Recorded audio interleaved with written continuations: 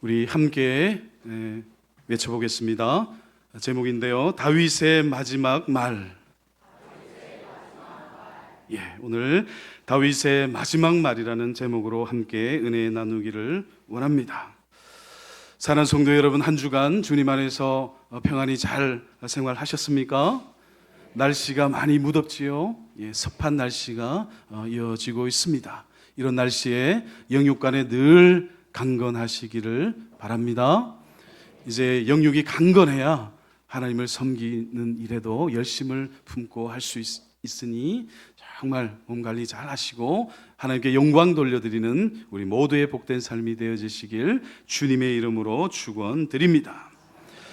미국의 시인이자 사상가인 랄프 월도 에머슨은 이런 말을 남겼습니다. 인생의 위대한 목적은 삶이 아니라 행동이며 생의 마지막에 이르면 그가 무엇을 소유했는가가 아니라 그가 어떤 노래를 불렀느냐가 드러나게 된다. 사람은 누구나 인생이라는 광야를 지나며 저마다의 노래를 부릅니다. 어떤 이는 슬픔의 노래를 부르고 또 어떤 이는 원망의 노래를, 또 어떤 이는 성공과 자랑의 노래를 부릅니다. 그리고 인생의 석양이 지는 마지막 순간 그가 평생 마음속으로 품고 불렀던 진짜 노래가 그 마지막 순간에 입술을 통해 흘러나오게 되지요. 사랑하는 성도 여러분, 만약 여러분에게 인생의 단 한 페이지, 단 몇 줄의 유언이 허락된다면 여러분은 그곳에 무엇을 기록하시겠습니까? 어떤 이는 통장 잔고의 숫자를, 또 어떤 이는 자녀들에게 당부하는 세상적인 성공의 비결을 적을지도 모르겠습니다. 그러나 세상에서 아무리 화려한 업적을 남겼다 한들 그 마지막 페이지에 하나님이 빠져 있다면 그 마지막 남기는 말 가운데 거룩하신 하나님의 성호가, 그 이름이 빠져 있다면 그 인생은 가장 허무한 인생이 될 뿐임을 믿으시기 바랍니다. 오늘 우리가 마주한 본문은 평생을 파란만장한 삶을 살았던 한 신앙 거인의 유언장과도 같은 시입니다. 바로 이스라엘의 성왕 다윗의 찬송시이지요. 인간이 누릴 수 있는 최고의 정점과 또 인간이 추락할 수 있는 최악의 밑바닥을 모두 경험했던 그가 숨을 거두기 직전에 젖먹던 힘을 다해 뱉어낸 마지막 문장들이 오늘 본문에 고스란히 담겨 있습니다. 이 고백을 통해 과연 내 인생의 마지막 문장은 무엇이 될 것인가? 라고 하는 그런 엄숙한 질문 앞에서는 우리 모두가 되어지시길 주님의 이름으로 축원드립니다. 말씀드렸지만 오늘 본문 말씀은요, 이스라엘의 가장 위대했던 왕 다윗의 마지막 고백입니다. 다윗이 어떤 인물입니까? 정말 산전수전 공중전까지 다 겪은 삶을 살았지요. 베들레헴 들녘의 외로운 목동에서 시작해서 장인이었던 사울에게 쫓겨 죽을 고비를 수차례 넘기는 그런 생활을 무려 10년 동안이나 한 다음에 유다와 이스라엘 온 나라의 왕으로 통치자가 되었고 또 수많은 전쟁터를 누볐고 그 인생에서 정말 뼈아픈 밧세바의 범죄와 아들 압살롬의 반역이라고 하는 칠흑 같은 인생의 저점을, 인생의 그 어둠을 그대로 온몸으로 통과해 간 인물이 바로 다윗입니다. 그 모든 영욕의 세월을 뒤로하고 이제 인생의 장막을 접어야 하는 엄숙한 순간에 다윗이 남긴 마지막 노래는 무엇이었을까요? 오늘 이 말씀을 통해 우리의 지나온 날을 되돌아보고 우리가 인생의 마지막 페이지에 적어 내려가야 할 믿음의 노래, 믿음의 찬송, 믿음의 악보가 무엇인지 함께 나누고자 합니다. 사랑하는 성도 여러분, 다윗은요 자신의 인생의 마지막에서 자신 스스로에게 아주 독특하고 아름다운 별명을 부여하고 있습니다. 우리 사무엘하 23장 1절의 말씀을 같이 한번 읽어보도록 하겠습니다. 사무엘하 23장 1절 말씀 같이 읽습니다. 시작. 이는 다윗의 마지막 말이라. 이새의 아들 다윗이 말하며 높이 세워진 자 야곱의 하나님께로부터 기름 부음 받은 자 이스라엘의 노래 잘하는 자가 말하노라. 아멘. 다윗은 그 자신을 백전백승의 용사라거나 또 제국을 건설한 영웅으로 자기 자신을 소개하고 있지 않습니다.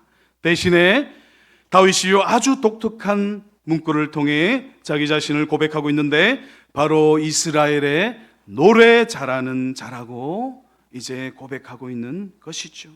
이를 히브리어 원어로 살펴보시게 되면 이스라엘의 아름다운 찬송을 부르는 자, 이스라엘의 아름다운 찬송을 부르는 자라고 하는 뜻을 가지고 있습니다. 그럼 다윗이 언제부터 노래 잘하는 자였죠? 그는요, 궁궐의 화려한 연회장에서 노래를 배운 사람이 아닙니다. 다윗은 이새의 말째로서 목동으로 양을 쳤는데 바로 양을 치면서 그때부터 다윗은 아무도 몰랐지만 이제 살아계신 여호와 하나님께 찬양으로 나아갔던 인물입니다. 아무도 몰랐던 그 주님과의 친밀한 관계, 주님과의 내밀한 관계를 목동의 시절부터 겪어 나갔던 것이죠. 또 사울 왕에게 쫓겨 아둘람 굴의 그 차디찬 지하 바닥에서 신음할 때, 또 십광야의 거친 바람을 맞이하며 정말 풍찬 노숙 가운데 생사가 왔다 갔다 하는 기로에 섰을 때 다윗은 항상 여호와 하나님을 향해 찬양으로 노래했습니다. 시편 57편 7절 말씀에 이제 그는 목숨이 위태로운 그 어둡고 차디찬 굴에 엎드려 여호와 하나님을 향해 찬양하고 읊조리며 노래하는데요. 우리 시편 57편 7절의 말씀을 같이 한번 읽어보도록 하겠습니다. 큰 목소리를 읽습니다. 시작. 하나님이여, 내 마음이 확정되었고 내 마음이 확정되었사오니 내가 노래하고 내가 찬송하리이다. 아멘. 사랑하는 성도 여러분, 그런데 본문 1절의 말씀을 다시 한번 찬찬히 살펴보시기 바랍니다. 다윗이 어떤 사람입니까? 높이 세워진 자였죠. 세상적인 권력과 명예를 다 가졌다는 뜻이죠. 또 기름 부음 받은 자였습니다. 영적인 권위와 사명도 정점에 달했던 인물입니다. 이쯤 되면 세상 사람들은 왕관의 보석을 자랑하고 자신이 정복한 영토의 지도를 펼쳐 보이면서 자기 능력을 과시하겠지요. 그러나 어떻습니까? 다윗은 그 화려한 세상의 타이틀을 다 떠나보낸 뒤에 결국 자기 자신의 정체성을 노래하는 자로 딱 정의하게 되지요. 왜 그렇습니까? 사랑하는 성도 여러분, 왜 다윗이 자신을 노래하는 자로서 규정하고 있습니까? 왕의 자리는요, 유한한 것입니다. 하지만 찬송의 자리는 영원함을 믿으시기 바랍니다. 왕관은 내려놓아야 할 날이 오지요. 하지만 하나님을 향한 영원한 노래는 이제 세세무궁토록 이어지는 영원의 시간 동안 하나님께 올려지는 찬양과 찬송이 된다는 것을 기억하시기 바랍니다. 다윗은 세상이 준 완장이나 타이틀로 만족했던 사람이 아니라 오직 하나님 한 분만으로 만족하며 살아계신 하나님, 거룩하신 하나님 한 분만을 높여드리는 영원한 예배자였음을 신비에 새기시기 바랍니다. 성공의 자리에서 내 타이틀을 자랑하는 자가 아니라 다윗처럼 고난의 자리든 영광의 자리든 오직 하나님 여호와 하나님 한 분만 노래하는, 그것이 바로 다윗의 아이덴티티였고 다윗의 정체성이었고 다윗의 가슴에, 다윗의 마음 중심에 그대로 박혀져 있었던 뜻이요 마음이요 하나님을 향한 그 불붙는 듯한 마음이었음을 여러분 가슴에 보물로서 품으시는 저와 여러분들 되시길 주님의 이름으로 축원드립니다. 다윗이 노래 잘하는 자가 될 수 있었던 것은요, 그가 어떤 외적인 목소리나 가창력이 뛰어났기 때문이 아닙니다.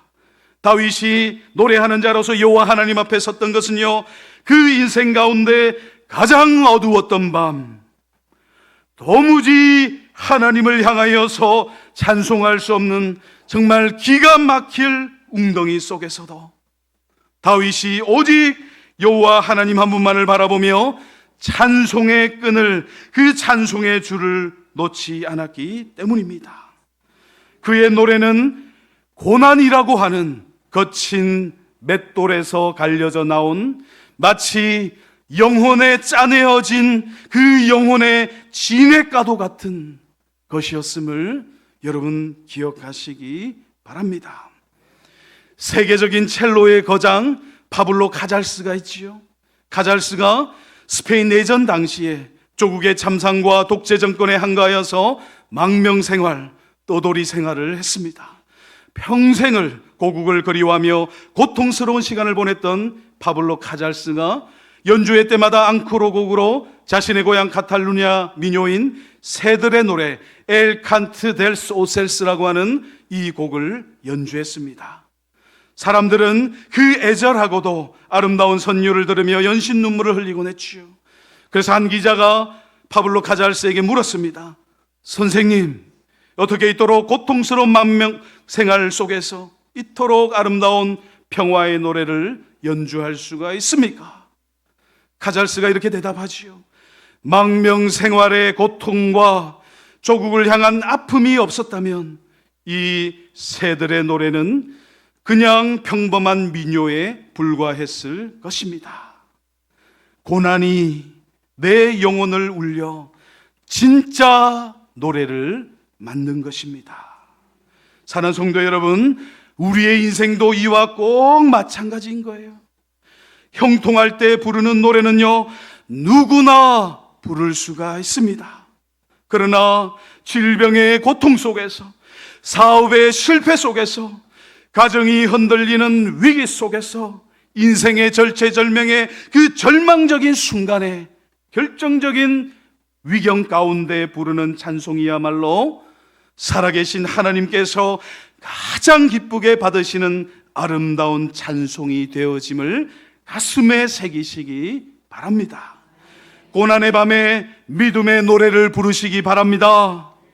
하나님은 우리의 인생 가운데, 정말 우리의 광야 인생 가운데 우리의 전생애를 노래 잘하는 자로 지금 빚어가고 계심을 확신하시기 바랍니다.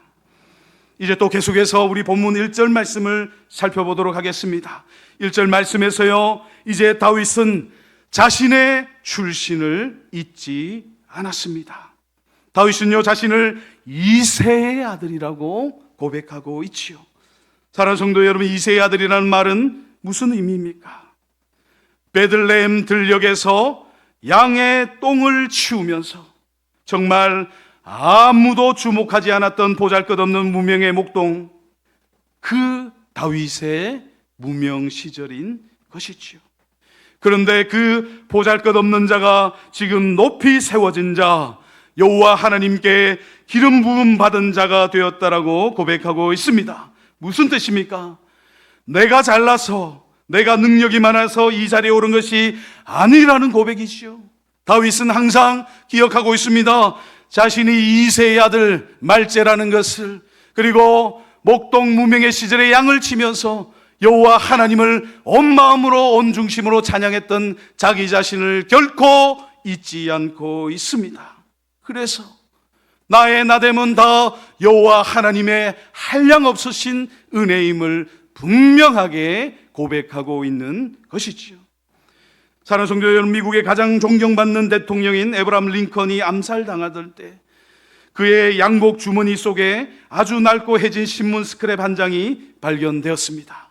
그 스크랩에는요, 링컨은 역사상 가장 위대한 정치가 중 한 명이다 라고 하는 짧은 신문 기사가 적혀 있었습니다.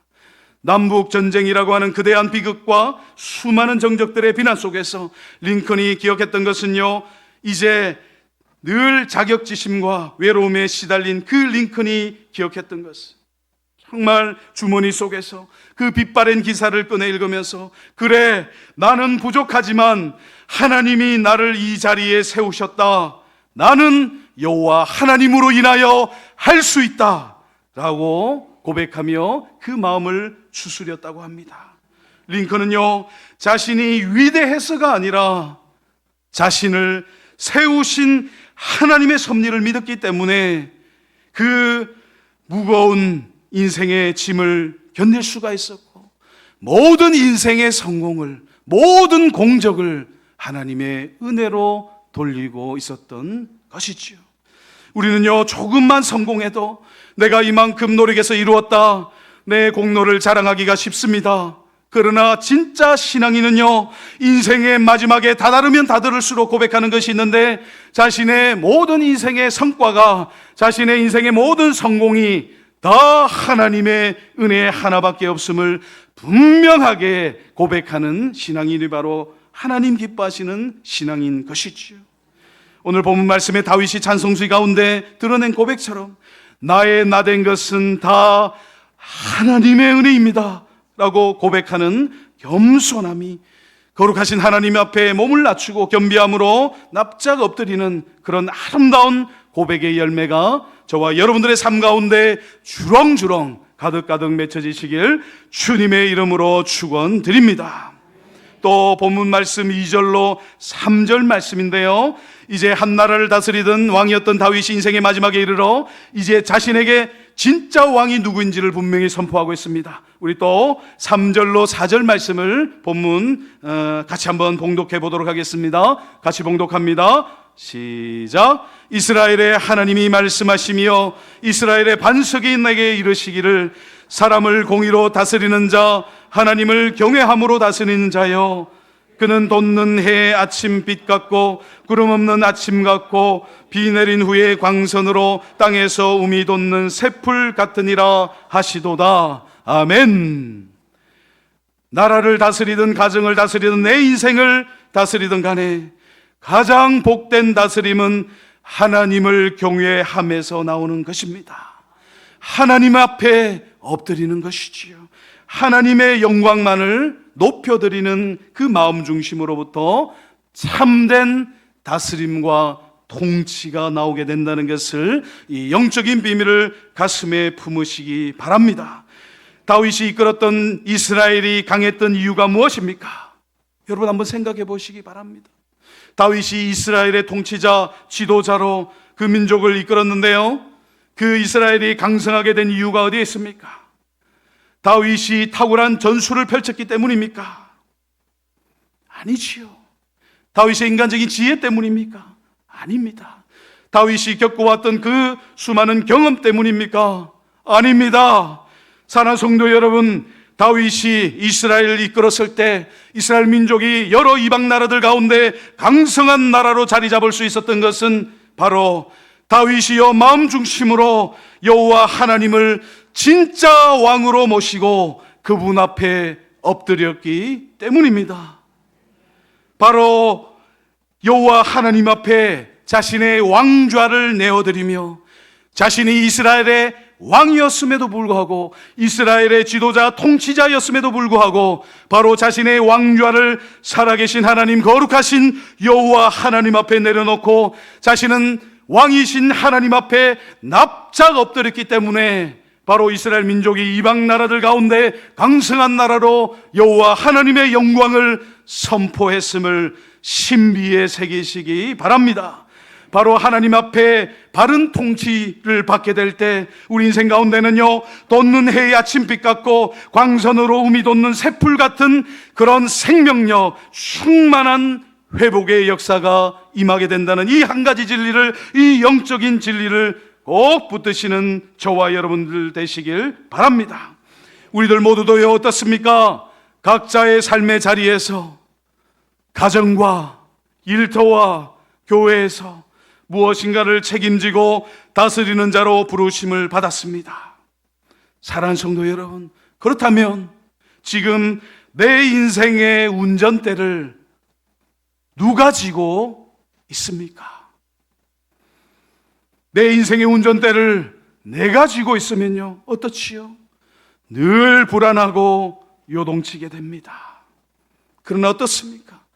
살아계신 여호와 하나님을 참된 왕으로 모시고 그분께 겸손하게 내 인생의 운전대를 고이 맡겨드릴 때 우리의 삶에는요, 정말 구름 없는 아침 같은 평강이 깃들게 됨을 꼭 붙드시는 저와 여러분들 되시길 바랍니다. 사랑하는 성도 여러분, 그렇다면 우리가 가정에서 그리고 치열한 일터 또 삶의 현장에서 하나님을 참된 왕으로 모시고 다스린다는 것은 구체적으로 어떤 의미입니까? 많은 것들이 있을 수 있겠지만 이 한 가지를 기억하시기 바랍니다. 그것은요, 내 생각과 내 감정이 또 내 지혜와 내 경험이 바로 내 인생의 주인이 되지 않도록 하나님 앞에 엎드리는 것이죠. 왕이었던 다윗도 순간의 혈기로 또 정욕으로 밧세바를 범하고 또 인구조사를 부추기는 사탄의 유혹에 넘어갔던 연약한 인간이었죠. 그가 왕좌에 앉아 자신이 진짜 왕으로 행세했을 때 여호와 하나님께서 왕이 아니라 자기가 왕인 듯이 행사했을 때 가정과 국가는 이제 피바람이 불고 마구 요동치는 상태가 되었지요. 하지만 어떻습니까? 그가 선지자의 책망 앞에 즉시 엎드려 자신의 왕관을 여호와 하나님 앞에 내려놓고 정말 침상을 띄울 정도로 회개했을 때 누구의 통치가 나타나게 됩니까? 바로 거룩하신 하나님 여호와 하나님의 통치가 또다시 다윗의 인생을 이끌어가고 또 주도해가고 주관하시고 또 역사하고 있음을 기억하시기 바랍니다. 오늘 여러분의 삶의 운전대를 누가 잡고 계십니까?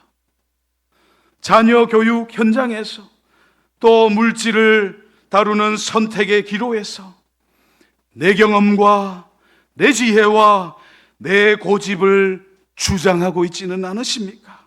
내가 주인 되고 내가 왕 되어서 내가 결정하고 내가 결단하고 내 경험대로 내 지혜대로 살아가고 있지 않습니까? 내 삶의 왕좌에서 내가 내려올 때 비로소 여호와 하나님의 왕되심이 나타나고 여호와 하나님의 통치가 나타나게 되는데요, 그것이 바로 복 중에 복인 것이에요.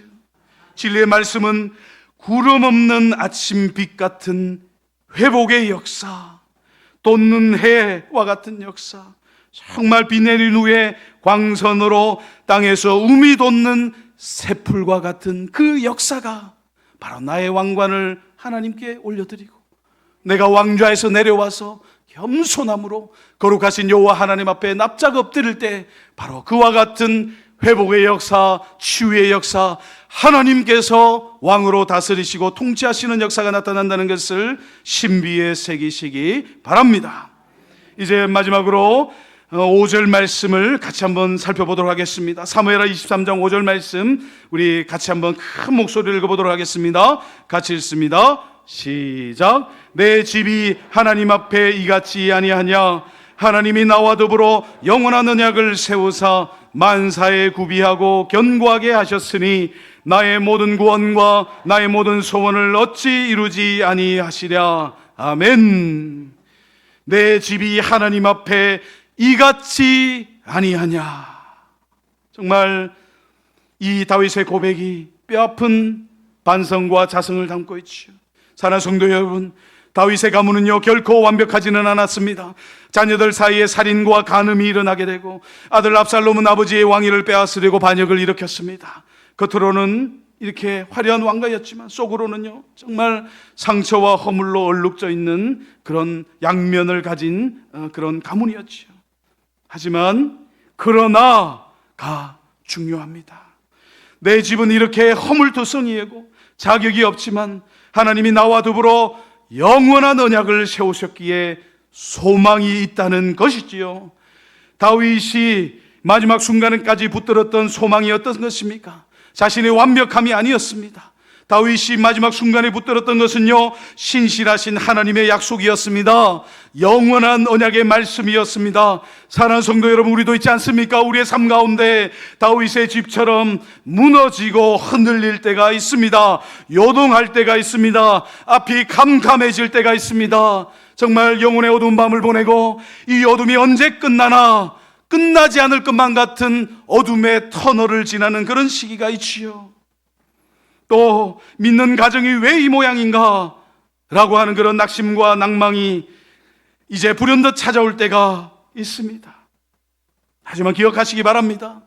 사랑하는 성도 여러분, 우리의 구원과 안전은 우리의 완벽함에 달려있는 것이 아니라 오직 하나님의 언약의 말씀에 담겨져 있음을 신비에 새기시기 바랍니다.